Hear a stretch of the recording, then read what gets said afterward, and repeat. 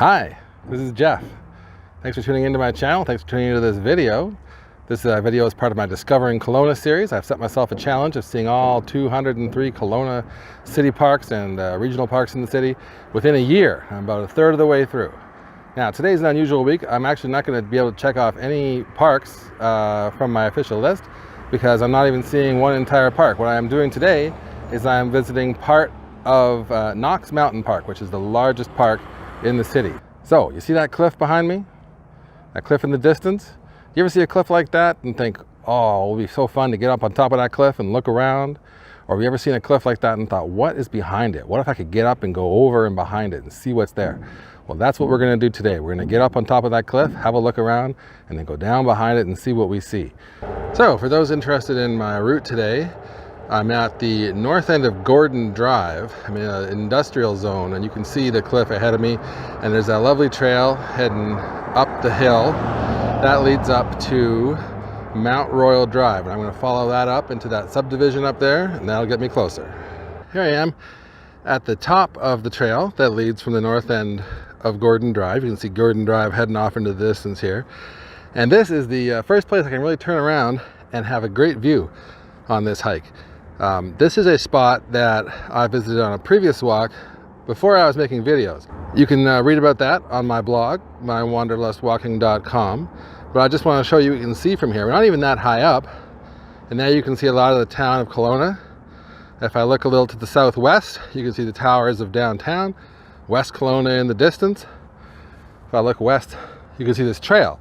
This will take you to what I would consider the main part of Knox Mountain Park, the old part, the original part. If you follow this trail, you get to the off-leash dog park and to the beginning of the Apex Trail. You get to the parking lot where there's tennis courts and things like that. So I checked that out a couple months ago.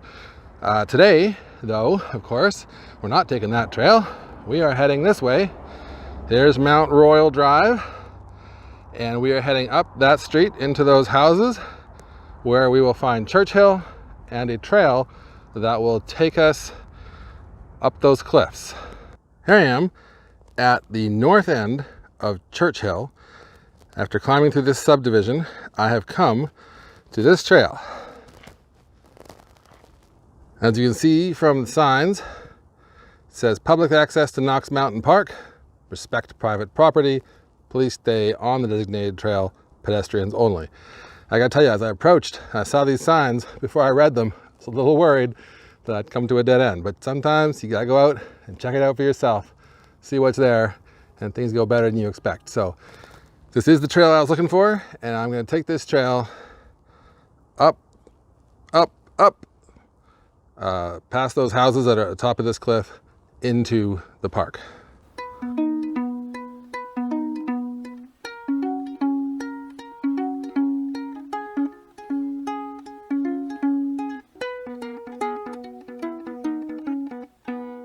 Here I am at the top of the trail that led from the end of Churchill.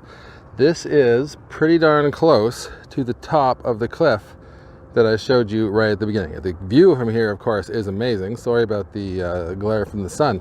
To the southeast, we can see toward Orchard Park and across Mission Creek. In the distance, you can see Myra Canyon.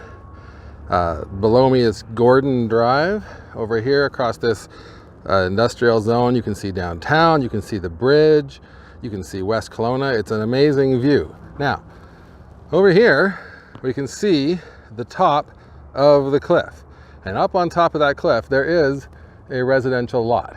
So that is private property. You can see here, the sign says no boarding, no trespassing. This property is security patrolled. So that, combined with this other sign that says private residence only, suggests we should not take this enticing gravel trail here that leads up to the top of the bluff. Now, on the city website, there is in fact a trail marked there called the High Point Access Trail that leads around the outside of the property line of that. But I can't really see how to get there without walking along the face of the cliff, which I don't feel like trying today, especially because of these signs. So I'm gonna continue on this official paved trail, which will lead me to Pine Bluff. And from there, I can go up another street to another cul-de-sac where I can get into the park. So that's what I'm going to do today. If I learn any more about this trail, I will let you know. So here I am climbing Pine Haven Court. I'm up here among the modernistic mega mansions on the mountain, and you can see that house is just above where I came up to the end of the trail there. You can see this ridge here where the High Point access trail is supposed to be. At the bottom, we have some empty lots waiting for more mansions to be manifested. Looks from the absence of that sign that they've all been sold. I wanted to point out that here, on top of this ridge, all you see is some sparse ponderosa pine trees. But at the end of this road, in the part of the park where I'm heading, you can see the trees get denser. I see more Douglas firs in there. So that's the kind of ecosystem we'll be exploring today. So I had to come at it from the north, but I found the High Point access trail. So I'm just gonna head out and have a look at the view. Now I've really done it. I'm up on top of the cliff. You can see an amazing view from here, as you would expect. You can see about everything. Down there is the trail I came up. Came up Pine Haven Court, which is behind this ridge. And to the east, you can see Dilworth there in the midground, and behind it, Black Mountain. And of course, you can see the same view we saw before to the southeast. Behind the tree, there's Gordon Drive. Behind the sun, there's downtown, there's the bridge, there's West Kelowna. You can see the sawmill and some log booms. And of course, over there is the main part of Knox Mountain. I don't know if you can see, but on that hilltop is the Knox Mountain Lookout. So we're about as high as that. Of course, when you climb a cliff, what you often find is that behind you, there's another cliff. So here I am up at the end of Pine Haven Court. And as you can see, here's the trail entering Knox Mountain. So it's only a thin corridor that's been set aside for this trail. On the other side are residential lots. And beyond it, that's also residential.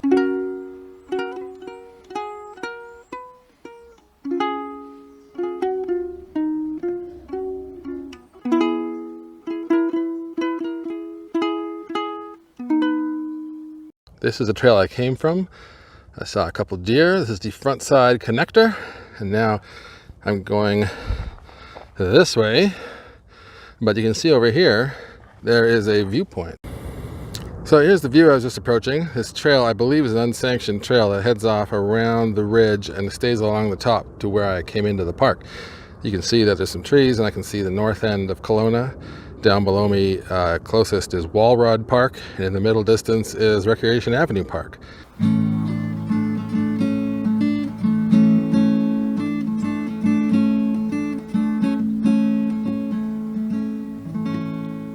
Just wanted to point out this particularly gorgeous tree. This is a dead tree. You can see it's got a sign on it that says wildlife tree, and it's got a picture of our friend the pileated woodpecker.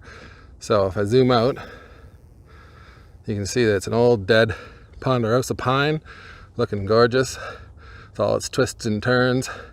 And of course, we all know that these kinds of trees have to be left, because when they rot and they get infestations of insects and fungus and different things, they provide a very important value to the ecosystem, to the birds in particular and other creatures that live here. So you always got to leave the old dead trees. Hey, so now I'm right in the middle of Knox Mountain Park. Behind me you can see Knox Mountain Drive, which is the only road in the park. It leads up to the peak where you can find the Pioneer Pavilion and the Caretaker's House and the Lookout and things like that. Of course, I didn't drive in today. I climbed in all the way from downtown. I'm at a crossroads here. This is the Kathleen Lake Trail entrance. So behind me you can see the trail continues across the road, and that leads to the network that goes to the network of hiking and biking trails that leads to the top of the mountain. But on the other side of the road is the way I'm going to go, and that leads to Kathleen Lake, which is not a very big lake, but it's a very ecologically diverse and rich and valuable lake. So we're going to head down there and see what we see. The signs here say there are bears in the area, so I'm going to have to start singing, and if I find any bears, I'll let you know.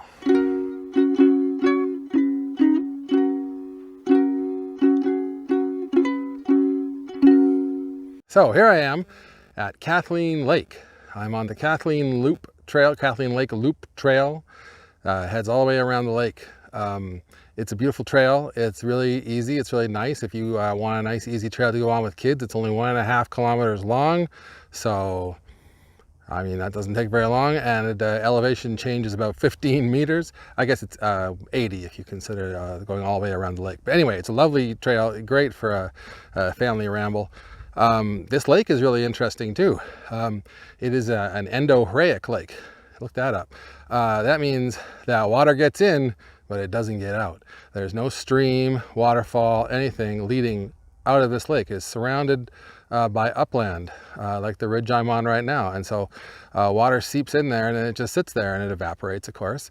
But it makes the water very alkali, which is a special rare ecosystem, of course. But also the important thing is that it provides a really important reservoir of water in the dry summer months for all the animals, birds, insects, and things that live around here. So it's super important ecologically speaking, which I think is why it was protected and added to Knox Mountain Park. So just like the eastern part of Knox Mountain Park that we saw 2 weeks ago, sometimes known as the Granger parcel, this was not an original part of Knox Mountain Park. This part with Kathleen Lake was added less than 20 years ago.